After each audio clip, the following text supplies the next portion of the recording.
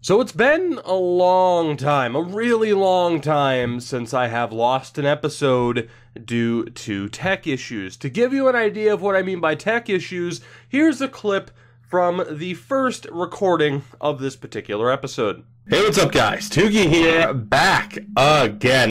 Needless to say, I wasn't going to just upload that episode and have you guys suffer through the misery of trying to listen to that. I also have somewhat of a standard. It's not extremely high, but there is a standard there. So that brings me to this episode, where I'm going to recap you guys on what happened. There really isn't a whole lot to talk about, I suppose, for what happened in what was supposed to be the original episode that is now lost. What I'm going to do is catch you up on that, and we will continue from where that episode would have left off. So we started off in the re-sign phase. We re-signed basically every major player. There might be a couple of bit pieces that I'm forgetting to mention, but we didn't lose anybody important, with the exception of Joseph Hainsey. We again let him go to free agency as a restricted free agent, and this time we got an offer. He is a member of the Washington Capitals. We picked up 2 first-round picks, a second and a third. Again, without trades really being allowed, that was the only way to get a big-time return. And with the team starting to take form, of course, having Oshie between the pipes for us without injuries being on, there was really no need for Hainsey, and knowing that we might just be 1 or 2 pieces away on defense and a little bit of extra offensive help would be nice as well. Knowing that we're that close to being contenders, arguably, or at least a playoff team, it made sense to let go of Hainsey. From there, we began the season sim, and that brings me to this, where you can stop looking at the beauty known as Trent Bengoa. That brings me to this. Are we a playoff team? Or are we ready for a draft? I'm happy to say that for the first time ever, the Seattle Sea Cattle are a playoff team. This is what annoys the hell out of me, is that for all of the episodes to have ended up with tech issues, and it was the biggest episode in this series history, as we finally made the playoffs. And my God, just talking about this frustrates the ever-loving hell out of me. But let's quickly, and it sucks again that I have to go over the stats and everything, because I did that in the last episode. It sucks that I have to go over everything again, but let's do it, and then we will get in to our first playoff matchup. Now, like I said, so incredibly frustrating to lose that progress, but it is what it is, unfortunately. Like I said, I could have just redone the episode, but everything went our way, as I'll just, scroll through this for those who care to look at the results. I'm not really sure. It just, God, this sucks. It sucks so much, but it's so great because, again, we finally made it. And again, we play Winnipeg in the first round. So aside from, losing Joseph Hainsey via free agency, the big reason as to why I'm not redoing the episode and why I'm just continuing from where that episode left off is because Washington is not a playoff team. So not only did we make the playoffs, but we do have a lottery pick as well. That is the major reason as to why I'm continuing off, despite how anticlimactic it is to have made the postseason for the first time, and we don't have that buildup of simming through the season. We had the 10th best record in the NHL, a 3-way tie for 98 points, but we had the fewest amount of wins behind Nashville and Toronto.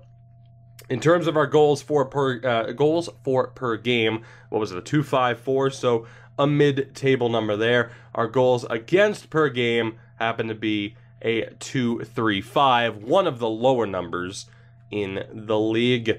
Our power play at a pretty rough 14.7, one of the worst in the league, and our penalty kill, to be honest, I didn't even see what the hell it was, but it's a higher up number. Hey, look at that, 84.4%. This is my least favorite part of what I have to do here as we go over the stats and everything for not only our team, but just, you know, just everything. Whatever, I'll get through it. I'm sorry, okay? I'm sorry. Damn it. Anyway, I wanted to show you the Washington team as well, and again, it's another reason as to why I didn't want to redo it, because you look at this team, and it's okay. Is it that much better than the squad that we have? Not really. It might be a bit more well-rounded, but they certainly lack a Bengoa or a Tennell offensively. And defensively, again, they're not that much better, even with Joseph Hainsey going to Washington. I'm not sure what his numbers were this season. A .928, so he was great, but he could not carry that somewhat subpar team to the postseason, unlike Oshie. So let's go ahead and we'll take a look at our team stats here. Unfortunately, we have to go from the player stats screen, since, of course, the stats have already rolled over for the start of the playoffs. So Trent Bengoa absolutely killed it, 71 points. In the original run of this episode, I did go through everyone's like career stats at this point, just to showcase, like, holy hell, this team's finally put it together. For Trent, it's a perfect example where he sets a new career high in points with 71. So our captain really stepped up there. Bengoa, Rogalski, and Tennell were the top line yet again, with Trent at center. Rogalski put up 32 goals and 58 points. Also a new career high. So he has been good for just about 50 points a season over the past 4 years. And then Tommy Tennell, like I said, so one thing that Washington was missing was that series of game changers. Tommy Tennell with a great season, another 55-point year. And again, I mean, look at his numbers. He's been good for at least 54 points over the past 5 years. And I think that's the one thing that Washington was missing. From there, Manny Jonas put up 43 points this year. We'll take a look at the career stats at another time. I really don't want to go through that again. But Manny Jonas put up 43 points. Belfour with 35. 31 for Riley Sutter. The 28 for Kyler Yamamoto. 27 for Logan Volk. The 26 points for Clo. 22 for Chuck Lorentz. 17 for Hamhuis. And 14 points for Brent Bitts. On defense, Evan O'Donnell, in the original episode, I compared him to Erik Karlsson because he might as well be. 15 goals and 44 assists, good for 59 points. And I'll take a look at his career stats so far, where in his rookie year he put up 32 points. Since then, the lowest point total was 53. A new career high in goals as well with 15. Evan O'Donnell's been amazing. Stephen Bishop, good for 26 points despite being on the third pairing. He had Mile at 23 points, and obviously the addition of these next three, Mile, Corey Parker, and Lucas Reza, that's completely changed the game for us, and that is why we are here. We also had Jerry Riddle as our sixth defenseman. The goaltender, Joshua Oshie, 33 wins in 66 appearances, 6 shutouts, and a .929 save percentage. Grant Hargrave was the backup, and in fairness, he did all right. Average goaltending with a .915 save percentage, but a 10-3-3 record in 16 appearances. I am certainly not complaining. And then you take a look at the league-wide scoring, which was down considerably. The leading scorer in the NHL with only 81 points. Only one player broke the 80-point mark. I'm also going to show you, just because I did this in the original run, I'm going to show you McDavid's career stats for those who care. So you look at our goal-scoring numbers, or at least our point-producing for this season, and it looks even better knowing that league-wide scoring is down. So I think that pretty much covers it, outside, of course, of missing the drama of not seeing the regular season results roll in as we go along. But like I said, everything went so well for us, I just could not restart. These were the lineups, or this was the lineup that got us to this point. There was going to be discussion on potentially changing things up. The AHL lines, by the way, someone like Jared Anderson Dolan ended up being demoted.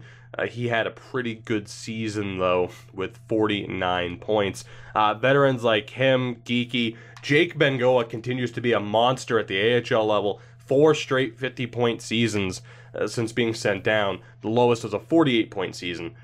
So really, I mean, and even his NHL numbers weren't bad, but overall, the team just missed out. Tacoma just missed out on the playoffs, but they had a pretty solid year, at least in terms of production, in terms of players that might develop. Terry Whitfield is still there. Cedric Bearball is up to a 76. He had a great season as well, actually. We should showcase that.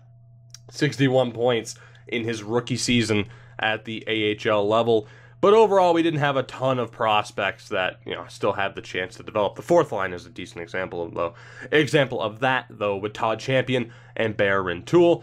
The goaltending is what kind of let them down. Pat Wisniewski had a really good season with a .921 save percentage, 37 wins in a very nice 69 appearances, but it was Victor Chelios with a sub-900 save percentage and 1 win in 18 appearances that kind of let them down.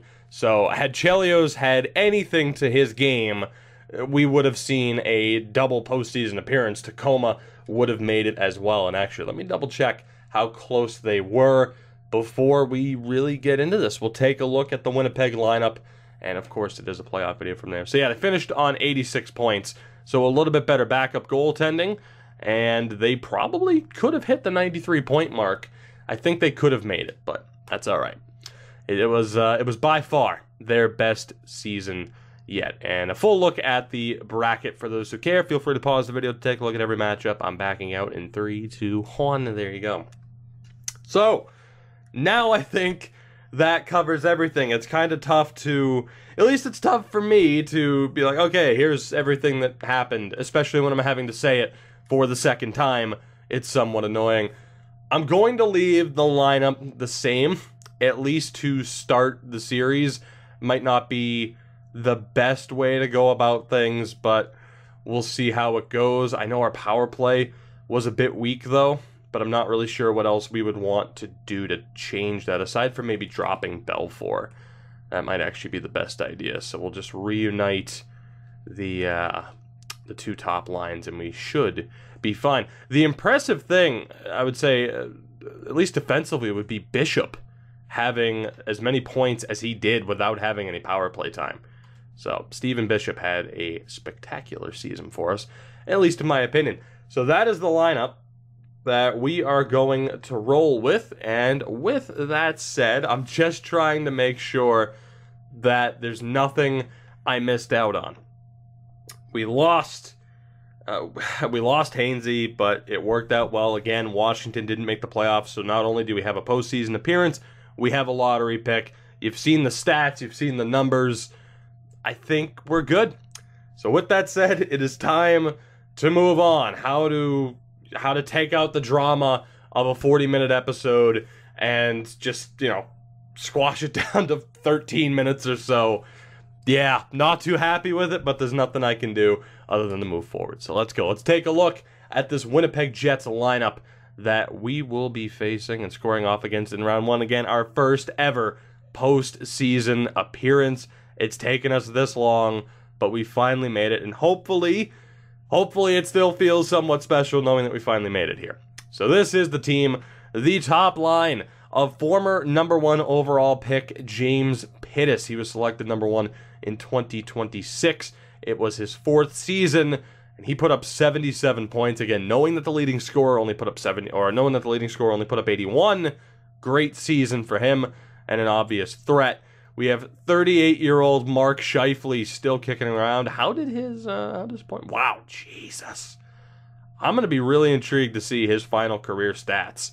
Mark Scheifele still good for 63 points at 38 years old. And then there's, this guy, Patrick Laine. You might have heard of him. 32 years old, a 90 overall. And that top line is really going to be tough to stop, especially with our defense. So I don't need to hype up that line any further. Second line of Owen Tippett, centered by now 38-year-old JT Miller and Jacob Vrana. Jakob Vrana? Jacob Vrana. Never sure. 35 years old, though, and an 82 overall. The third line of Kyle Connor. You can see my concern here and why I'm frustrated about losing the last episode, because it was such a major accomplishment, and I can't help but think that we're going to have a bad time here. Just a hunch that we might have a bad time. He's centered by 27-year-old Boris Datsuk, an undrafted free agent signing at one point. And Brett Connor. Brett or Brent Connor, I should say. So Kyle Connor and Brent Connor. Nice. 90 offensive awareness. Fourth line, Lawson Krause with Michael Moran and Sean Rita. They make up the fourth line. Obviously, it's a damn fine team. When that third line is better than our second line, it's concerning. But you never know. We've already pulled off the miracle of making the postseason, and that could be our opening. I don't know what the hell Winnipeg's doing. But if we're going to win this series, it's because of that right there, and it's their defense. Byron Gannon is the first member of that top two, 29 years old and an 81 overall. He is next to now 37-year-old Jacob Trouba. Wow, how is that their top pairing when you look at that offense? Second pairing of Ian McCoshen, now 35 years old, with Francois Dupuis, 26 years old, a former fourth-round pick. He's a 79 overall. And the third pairing, Henry Flynn, a 78 overall, 26-year-old defenseman, originally drafted by Carolina, is with Teemu Toskala, a former second-round pick. I'm intrigued to see what the goaltending looks like. Their offense is scary. Their defense is vulnerable. What's the goaltending situation? Yeah, that could be tough to beat. 89 overall, Matthias Renberg. Matthias Renberg, who put up a pretty damn good 925 save percentage. Looks like a career year for him, and it pretty much is. I mean, the wins, you know, it was probably his best season win total-wise. It was 2 years ago, but... an obvious threat. Phil Gallagher, Elias Anderson, and Marshall Lawrence are the healthy scratches for them. So with that said, it is time. I think it's time. Playoff time for the Sea Cattle. It's anticlimactic for me, but we'll get into it. Let's do this. Seattle and Winnipeg, round one. Again, it took us until the 2030-2031 season to get here, but we are here. Let's see what happens. Game one in Winnipeg. Let's go. Let's do this. First period of the first ever postseason game for the Sea Cattle, and it is scoreless. They outshot us 9-7. That's not bad, though. Hanging with them through the opening 20 minutes. Second period, and Pittis strikes. We knew he was going to be deadly the second we saw his point production. He gets the opening goal of this game and of this series. 18 shots to 16 in their favor. They are up 1-0 heading into the third period. Let's do this. Can our offense find a way to get us back into this game? It's an early power play chance for the Jets that is killed off. We have a power play chance of our own that we cannot do anything with. We're halfway through the third period, and the pressure is on. Our offense really isn't putting up much in terms of point production. Final minute, and no last-second goal to tie it. The Winnipeg Jets take game one by the score of 1-0. The 22-save shutouts. They outshot us 29-22, and that is not the way we wanted to start things off. Of course, getting shut out in our first ever postseason game. Joshua Oshie with a spectacular performance, but James Pittis' lone goal was the difference maker. And that, again, is an unfortunate way to begin this series, but as the great Don Cherry has been quoted, you're not really in trouble until you lose on home ice, and we still have a chance to take a game on the road to start this series. I'm not going to make any lineup changes. If we lose this one, I will consider it, though. Let's get right down to it. Game two in Winnipeg. Can we find a way to at least get on the board? We can't even talk about a win yet. We have to find a way to score a goal. Can we do that in the opening 20 minutes? Yes, we can, and it's Hamhuis with the opening goal on Renberg. Let the record show Hamhuis has the first ever postseason goal for the Seattle Sea Cattle. We outshot them 8-6, and we have the 1-0 lead. There's still a long way to go in this game, though, so I'm trying not to get too hyped up, but a great way to start. Second period, and that is why you don't get overhyped by having a 1-0 lead through the first period. A 2-goal effort for the Jets, Rita and Tippett. Tippett's goal coming with just 1:17 left in the period. Now 21 shots to 17 for the Jets, and it's a 2-1 lead that they carry into the third period. Do we have enough to come back and steal this win? We have 1 goal through 5 periods. That's simply not good enough, as we're all well aware. An early power play chance for the Jets is killed off, and Lucas Reza gets the goal that Datsuk neutralizes just over a minute later. The 1-goal lead is restored for Winnipeg. They have a power play chance here that's killed off. Under 4 minutes to go. Can we get a late goal? No, we cannot. So we're able to get a couple of pucks past Renberg, but it's not enough. 35 shots to 22 for the Jets, and it's a 3-2 final score. They will take the 2-0 series lead with them into Seattle. So a little bit better of a performance, but still not enough. Trouba with the first star, 2 assist night. Datsuk and Rita with a goal apiece. And we will certainly consider some lineup changes here heading into Game 3, just to try and create a little bit more of a spark. We were outscored 4-2 over those first 2 games. So, how ironic would it be to have the Winnipeg Jets be the ones to sweep us, I guess, in their first postseason appearance? Oh boy. So again, let the record show Calvin Hamhuis has our first ever postseason goal, but we need to figure out a way here. Our top line has been neutralized. Let's see. Kyler Yamamoto only put up 28 points. Yamamoto and Belfour disappointed a little bit. Belfour at 35 points wasn't terrible, and Jonas had a great season. I'm just trying to think, and it sucks this is how I have to look at point totals, but I'm thinking Sutter might get the bump up. I know Hamhuis has the goal. He had 17 points. We have to take a look here. 14 points for Bitz, 27 for Volk. I think I looked at Volk again. No, it did skip over to Lorentz. Okay.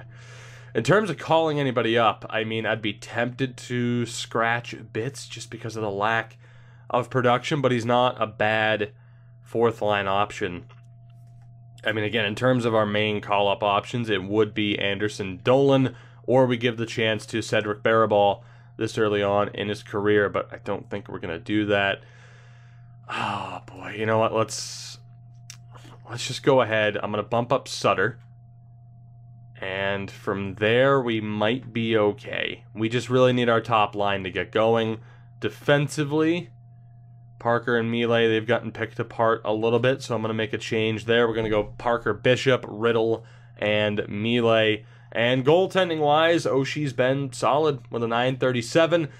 Typically, you're kind of looking at a 937 as like the minimal save percentage someone can have if you are going to find success in the first round of the postseason. We'll see what happens from there. But for the record, I wanted to show this too. This is one of the things that I forgot. In terms of captaincy, you know that Trent was the captain. It's Sutter and O'Donnell with the alternates there. And down in the AHL, if I'm not mistaken, it was Anderson Dolan who was also named captain. Let me double check. Geeky as an alternate, Anderson Dolan as captain, and Ty Smith as an alternate. So just one of the random things I remember that I did in the last episode, and I might as well have showcased it. So with those slight changes to the lineup made, it is time for our first ever postseason home game. For that reason, I don't know. I want to jump into it. I do. I really do. I've showcased the jersey before. You've seen the home jersey. The alternate we completely forgot to make, so ignore the alternate, and I can't change it because Edit Team isn't on. There is the away jersey for those who may have forgotten. But yeah, unfortunately, we were gonna make an all pink alternate, and people were like, "Oh, I forgot to," and people were like, "Oh, you can edit it. You can only edit it if owner mode's on," which it is not. So yeah, that was disappointing. But we have our two lovely jerseys there, and I love.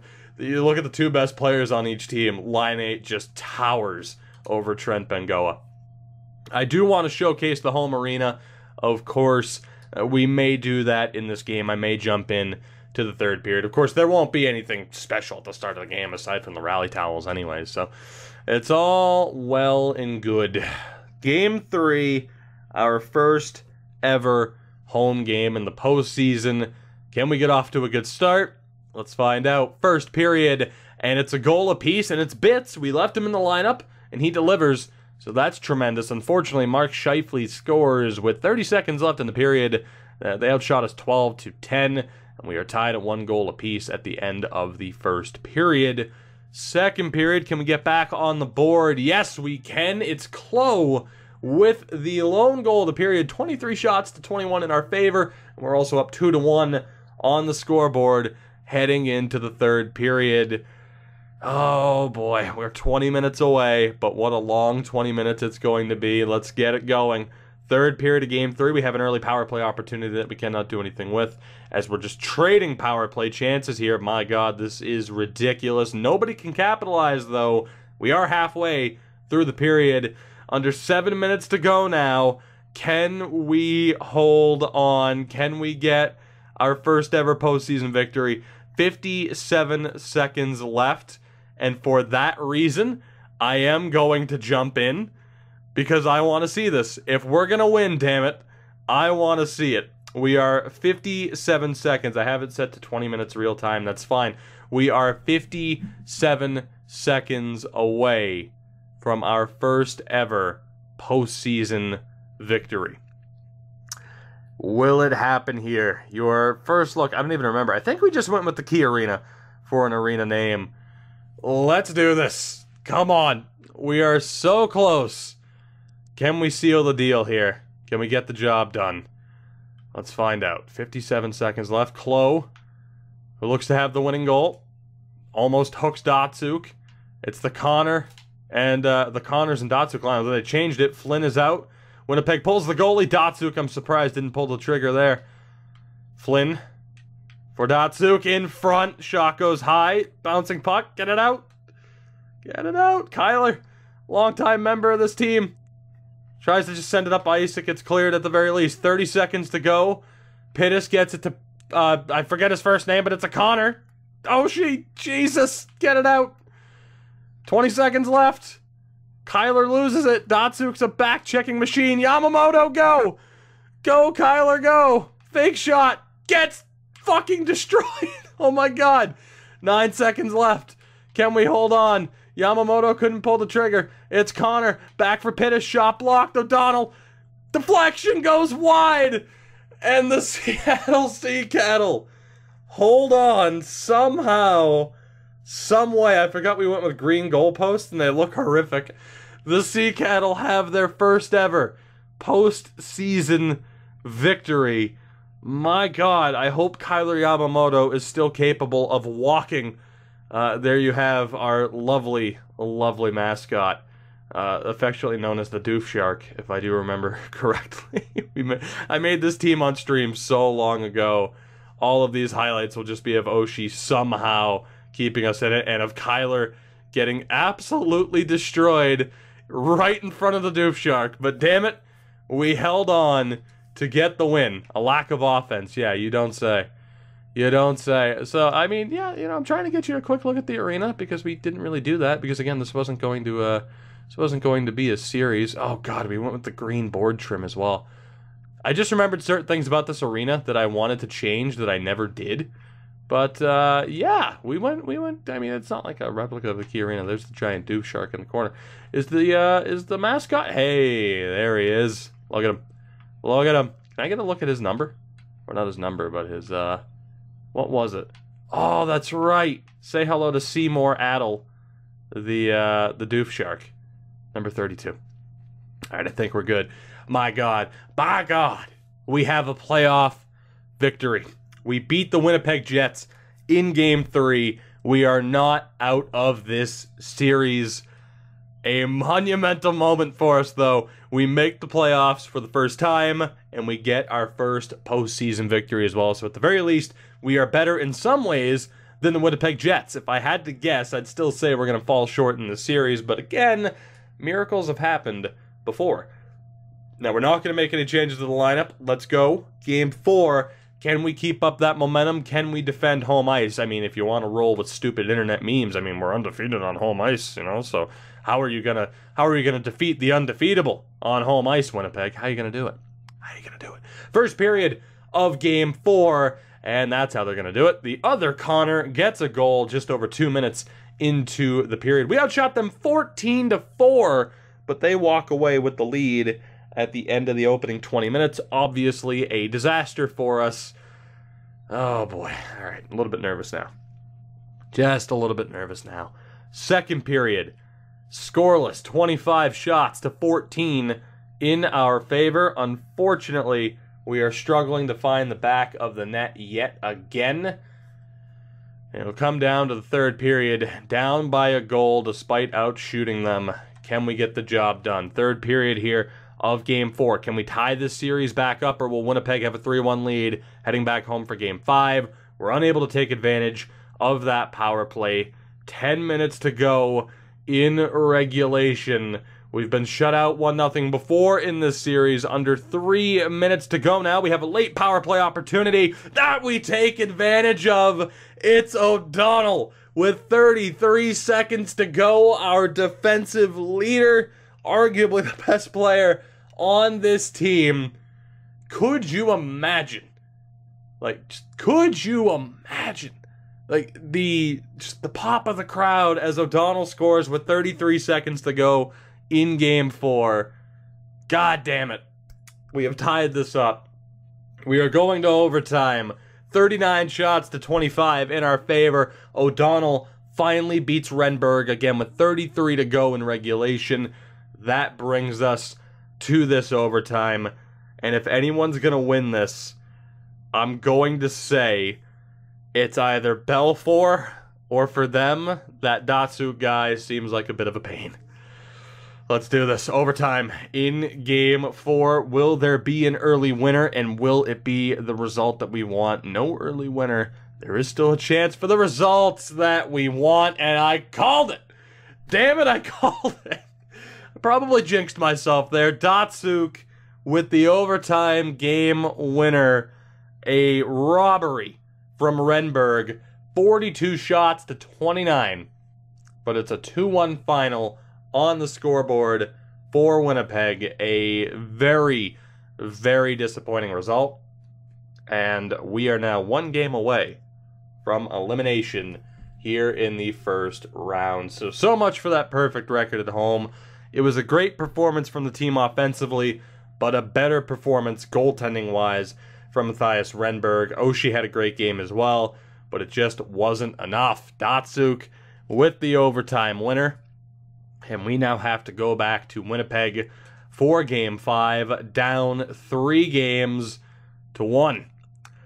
Not exactly the result that we were hoping for, but what can you do? O'Donnell has 5 points in 4 games. I may look at changing the lines here again. Our top line has been completely neutralized.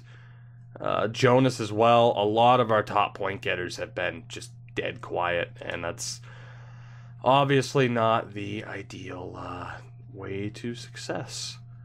So, I might drop Kyler down to the 4th line. I like the idea of Hamhuis, Klo, and Volk. Let's do that. And then who's the better center here? Let's go for Bitz, Lorenz, and Kyler Yamamoto. We do need to change up the top lines here, so I'm going to send down Rogalski, and we'll bump up Belfour. So Bengoa, Belfour, Tanel, Jonas, Rogalski, and Sutter the third. I mean, the entire line combos have been changed. Let's see, Parker's still a -1. Sam Milei has been brutal in this series so far. And because of that, I need to shelter him, and I'm going to do that by playing him with Reza. We'll play Parker with O'Donnell, Riddle, and Bishop. Will be reunited. So we're going to try to shelter Milei a little bit by playing him with Reza. Oshie with a spectacular .944 save percentage. Unfortunately, the goaltender on the other side has been that much better. So we'll see what happens here in Game 5. Regardless of what happens, proud of this team, happy for the result. Our first ever postseason appearance. We have at least won a game. We avoided the sweep. Question is, can we pull off a miracle one game at a time from here on out? It's Game 5 back in Winnipeg. Let's see what happens. First period, and that is the worst possible start. JT Miller and Patrick Laine, each with a goal. We outshot them 12-10, but the Jets are taking a 2-1 lead into the second period, which we might as well sim now, right? Let's do it. Second period, Datsuk makes it 3, and I think that'll just about do it for the Sea Cattle. Unless there is a magical third period comeback, Scheifele makes it 4, and that will do it. I'm still very happy with this team's performance this year, and if anything, it validates my decision to move on from Hainsey and to get those extra draft picks. We proved that we could be a playoff team this year. I'm just going to jump into this because I want to see the road jerseys in action as well. We've proven that we're close. We still need that extra bit of help.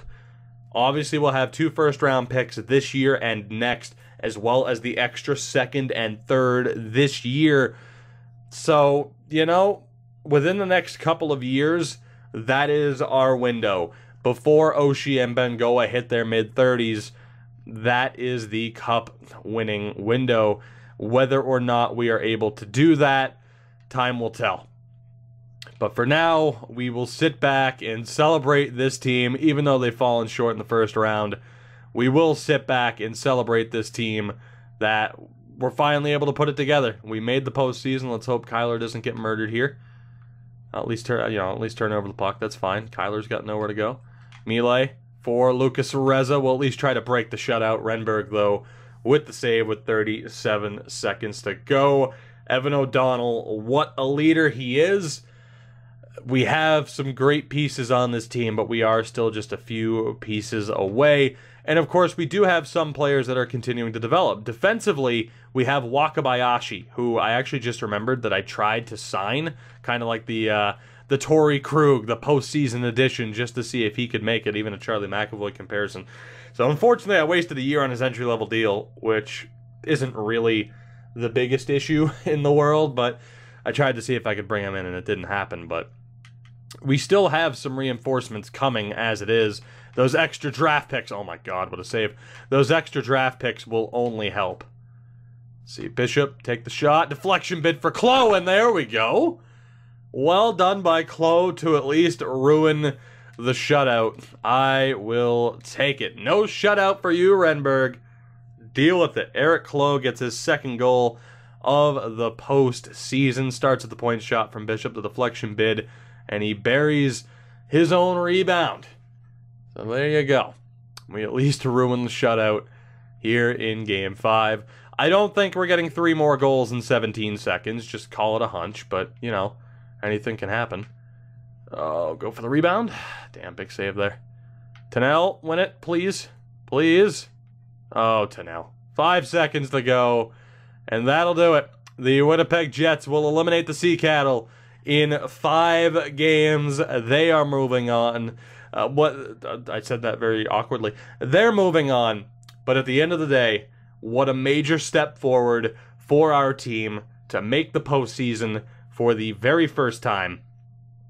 And hopefully, it's a sign of things to come moving forward. Bengoa leading the way as a good captain does. But damn, Renberg was an absolute beast for them. That's the only way to put it. He was an absolute monster. We at least ruined the shutout, so we get some sort of sense of pride there, but he was the first star with a .972 save percentage. So with that, I think we're going to save the draft for the next episode because it's like 90 degrees in this room, and I feel like this, oh god, it's been miserable. It's been miserable, but we've made it through, and at the very least, we are now officially caught up. So in the next episode, we will go through that draft, which hopefully will be a gigantic draft for us. Our biggest question heading into the next episode will be whether or not Washington somehow wins the draft lottery. A top 10 pick would be amazing. A top 5 pick would be insane. A top 3 pick would be ridiculous. And of course, anything better than that would be simply incredible. But we will follow up with the playoffs, all the normal stuff. We'll be back on track with the next episode. All things considered, despite losing an episode due to tech issues, I'm very happy with how this has gone. Even if, say, certain players that we really needed to perform in the playoffs only put up 2 points total, we're getting there. That is the point. We are getting there, and I am excited to see what happens with this team in the next few seasons. Like I said, Owen O'Donnell's 23, but the big thing for us right now, Trent Bengoa, 29 years old. Don't know why I went down to the AHL. Oshie is 28. If we are ever going to find success with this team, it has to be within the next 5 to 7 years before either of those two players start to decline. So we will continue down the road in the next episode. For now, I will thank you for watching. Your support's appreciated, of course. You know what you can do to help out with the video beyond, of course, just watching in the first place. Like, subscribe, notification bell to join the squad and all the stuff. You know how YouTube works. Everyone says the same thing. Unless people are trying to be like, oh, I'm cool, I'm not going to say click the thing, even though I want you to click the thing because clicking the thing helps me. So yeah, just take a shot at every other YouTuber while I'm at it. Thank you for watching. Links are in the description to my Twitter and Twitch. Give me a follow on both of those platforms if you have not already done so. And until next time, have a good one. Take it easy. Goodbye.